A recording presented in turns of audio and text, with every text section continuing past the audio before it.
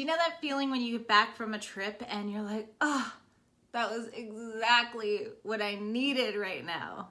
But not all vacations are truly a vacation. Sometimes you need to recover when you get home. In this video, I'll share what I learned from my recent mother-daughter trip to Puerto Aventuras, Mexico on the Mayan Riviera with my daughter, Autumn, who is 7 years old. Hopefully, these tips will help you plan an ideal vacation with the perfect balance of adventure and relaxation to help you bond with your kids and recharge your batteries. Welcome to Worldly Families. I'm Justine. Traveling to over 40 countries and living abroad has really opened my eyes to new ways of being and doing. I'm all about helping you expand your horizons so you can live and parent more intentionally and more joyfully. I'm so excited to finally be sharing actual international travel tips. I hope to be sprinkling in more of that alongside the tips and tricks about how to add cultural awareness to your children's lives even here at home. Before we dive in, a little bit of background context for this video. My daughter Autumn and I just went on a 9-day vacation to Puerto Aventuras, Mexico, which is right between Tulum and Playa del Carmen on the Mayan Riviera.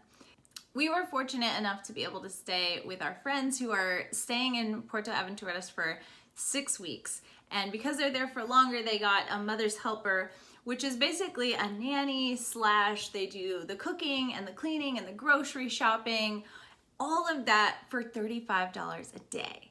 So if you're looking to take an extended trip, a work remotely from abroad kind of trip, then I highly recommend doing that. For a shorter trip, we'll dive into my tips now. Tip 1, balance time with your kids. I found that when Autumn and I were spending a lot of time together, we would get really bonded initially, and then if we kept spending time together, that's when we would start to butt heads. So I found a nice rhythm of sort of oscillating our time together and apart that would allow us to get really close, and then we'd get some space, and then we'd get really close, and then we'd get some space. And one way that I did that was I found a summer camp for Autumn to attend during the week from around 9 or 10 a.m. till about 2:30 in the afternoon. That gave us a half day apart where she could go and explore and learn things like surfing and skating and arts and crafts and learn about the local culture and practice Spanish, while I was able to sleep, read, relax, go hang out by the pool or at the beach, journal, just have my alone time to do whatever I wanted. If Puerto Aventuras is an option for next summer, there's an amazing camp I'll link to called No Hoach Summer Camp. It only happens for 2 weeks every summer, but it's run by a professional surfer and skater, 2 brothers, and it was just an incredible experience, and it was only about $100 per week. Something else that helped with this was I did my best to facilitate Autumn making friends at the pool so that she could meet there with them and spend hours with her friends on the days where we needed space from each other. Tip 2, find Airbnb experiences for yourself. Airbnb experiences are a great way to have locals guide you through any type of experience, from a culinary one to an outdoorsy adventure, and even courses, dance classes, or photography. They're also helpful if you're nervous about traveling alone or doing something alone, because typically you'll be joining a group to do an experience together. 3, relax. The first 2 days that Autumn was in summer camp, I didn't do anything. And I spent the first day of those 2 days feeling guilty about that and grappling with, oh, I finally have some time to myself. I should get ahead on planning ideas for my YouTube channel, or I should finish that online course that I haven't finished yet, or I should plan all of our vacations through 2023, or, the list goes on and on and on about all of the things on the back burner of my regular life that I wish I could get to, and I felt guilt for not working on any of that stuff. Then I let go of that guilt and realized, you know what? What I really need right now is to relax. I've been craving an international trip. It's been almost 3 years because of the pandemic since I've been out of the country. And for me, I was just starting to feel stifled and stuck, and I needed to unstick myself and get outside of the American bubble again. This American bubble that can feel very stressful. Like there's pressure always to be productive. And part of the reason for going abroad was to get outside of that. And yet I still wrote down this whole list of all the things, what I could do while I'm here. And I tried my hardest actually not to check off those items. I did check off a few of them just because, you know, I'm me. But for the most part, I decided I am committing to relaxing. And that is my number one priority. Making that decision and committing to relaxing on my vacation helped me also let go of any guilt I was feeling about, oh, I should be adventuring, I should be exploring nearby towns, I should be going on tours of the cenotes and all of that. No, if I make it, I do. If I don't, I will come back one day. I'm gonna let go of any need to check off any kind of list. 4, journal. For me, journaling during my trip really helped me process these things that I was going through. It helped me get to that decision to relax much easier. It took me one little page like this to process the fact that I was feeling caught between shoulds. I should use my free time to finally optimize my YouTube channel. I should do a mid-year review and write down my life goals. But also I should just relax, just breathe, just be, and I shouldn't feel guilty about not being productive. That type of guilt is not uniquely US American, but it does have a US American written all over it. And that's why I'm abroad, so I'll relax. Decision made. I actually bought this little journal while I was there in Tulum at an interactive art museum that was really cool. It was about this artist's spiritual and healing experience. So not only was it a great little souvenir from the museum, but also now it's a little souvenir of the psychological and emotional journey of my trip. Tip 5, read. Sometimes it can be hard to find time to read in your daily life, but on vacation, that's a perfect time to have a book, especially if you're on vacation in the sun next to a pool or a beach. I really encourage you to tune in to your intuition, maybe clear your mind with the meditation, and tune into your gut to see, what do I need to read right now? I did that. I actually took quite a bit of time the first 2 or 3 days to settle on a book that I downloaded on my Kindle, so that's how I was able to get it so quickly. And the book that I ultimately chose has impacted me more than any book I've ever read. I actually journaled about this book. I wrote, funny how the right book at the right time in the right place can transform you in profound and outwardly imperceptible ways. A vacation is a gift because it gives you time to think and process and synthesize and step outside of your regular life. And sometimes right in that space, when you have the right thoughts planted in your mind by the right book, it can help you reach a new level of your own evolution. Personally, I read Greedy, Notes from a Bisexual Who Wants Too Much by Jen Winston, and it was transformative for me. I felt so seen. That was what I needed at that moment. What do you need on your next vacation? What do you need now? Tip 6, travel alone. If you can swing it to get your child into a summer camp or find some kind of childcare for them and you can take a day trip, do it all by yourself. A couple tips to help you with that are, 1, bring an external battery, and before you go, this is a mistake I made, check and make sure that not only is it charged, but the cord between the external battery and your phone is working. Because mine died on me when I was in Tulum all by myself and I needed to navigate home using public transportation. The second tip for that is to share your location on your phone. So make sure that it's juiced up and that you're sharing your location. And I would say that the third tip is actually then put it away. Don't be on your phone. You could bring a camera if you can locate like an old point and shoot type camera, or if you have a DSLR, if you're really into photography. But bringing a camera that doesn't do anything else, that's totally not connected, will allow you to disconnect.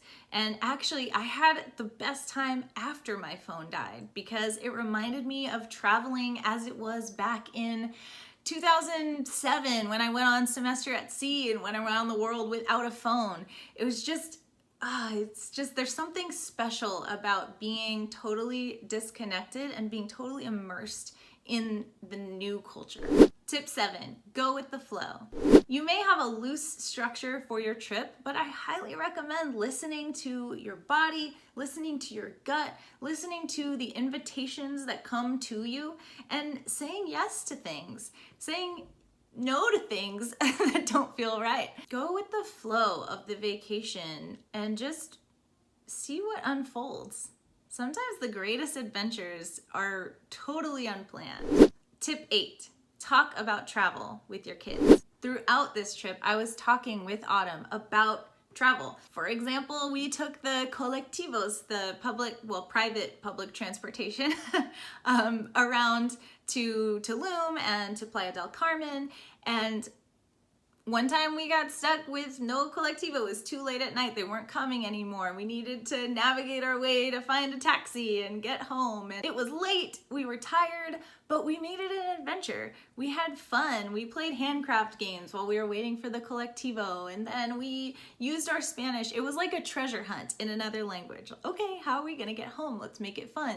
And it wasn't because I was internally freaking out and trying to put on a front. I was also trying to just have fun with it. That's the adventure. Half the adventure of travel is just getting lost and not knowing where you are, trying to figure things out, trying to find a way to eat or to get to point B. Teaching your kids that by feeling that yourself and just accepting the struggles, accepting the challenges, accepting getting lost, and making it like a game.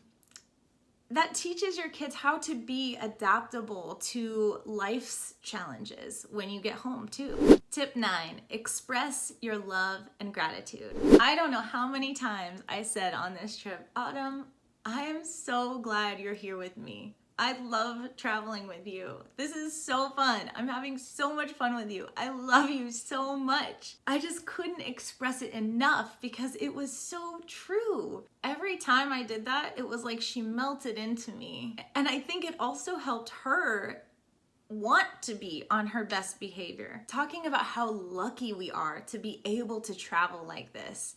I mean, she gets it in one sense because of the pandemic and we weren't able to travel for a few years, but in another sense, just the privilege to have enough means to go abroad. Not everybody has that, right? Not everybody can provide those experiences to their kids. We are so lucky that we get to do that. We're so lucky that we had friends that were allowing us to stay with them. Really feeling that gratitude constantly and expressing it out loud models that for your kids, and it helps them to understand how lucky you are and not to take these things for granted or to feel entitled to trips like this. Tip 10, be present. This one was huge. Autumn and I went to 2 theme parks while we were there. One of them called Xel-Há and the other one called Xcaret. And they were both incredible and amazing. And I think one reason that I had seriously 2 of the best days of my life with Autumn there was because my phone, my wallet, all of the responsibilities, all of the connectedness was locked away in a locker, and all we had on was our bathing suits and water shoes, and she had a key around the neck. She was the keeper of the keys. I think because I was so present and I wasn't being pulled in that other direction of like checking my phone, it wasn't tempting for her to, hey, can I look at something on your phone? That just was totally eliminated from the equation. And we were just adventuring through nature and exploring together. We were so bonded. And because of that, I think her behavior was amazing. It didn't even seem like it was an effort for her to be on her best behavior. We were just connected and we were helping each other out. So I would go snorkeling with her, even though snorkeling is not my favorite. It kind of hurts my ears and stuff. But then she would relax with me. She even built me a little ottoman out of sand and even massaged my feet at one point when I was just relaxing in this cool wooden kind of beaded strung together chair. That was actually one of my favorite moments, and I thanked her for allowing that moment to sort of continue and grow and not trying to push it on to the next thing and the next adventure. And she articulated out loud that, well, yeah, you know, I knew that you were really enjoying yourself, and you've been doing so much stuff with me that I really like, and so I just wanted to help, you know, give you this moment. So she was aware of it. How cool is that? Bonus tip. All of these tips pretty much apply to anywhere where you would take a vacation with your child. However, I do highly recommend going to Puerto Aventuras. It's a calm, safe beach town that's right in between Tulum and Playa del Carmen, so you can easily go to the more hustle bustle kind of touristy locations. But there, it's really actually for residents only, so if you're able to get an Airbnb or something and stay at someone's condo for a longer period, you actually need to show ID and a QR code to even get into Puerto Aventuras. So it's sort of like a gated city, which is really cool. It's very walkable. All of the restaurants and everything is right by the beach, which isn't the case in Tulum, where you have like the city center and then the beach separately, and you need to, you know, drive between those two. It's all right there. So I highly recommend that as a location. It was beautiful and serene and amazing, and there's dolphins to swim with. It was great. We're definitely gonna go back. Please do me a favor and subscribe and or like and or comment below, because all of that helps me out, and I do want to actually start focusing on growing my YouTube channel this year. That said, thank you so much for watching. Make it a great day, and I will see you in the next video.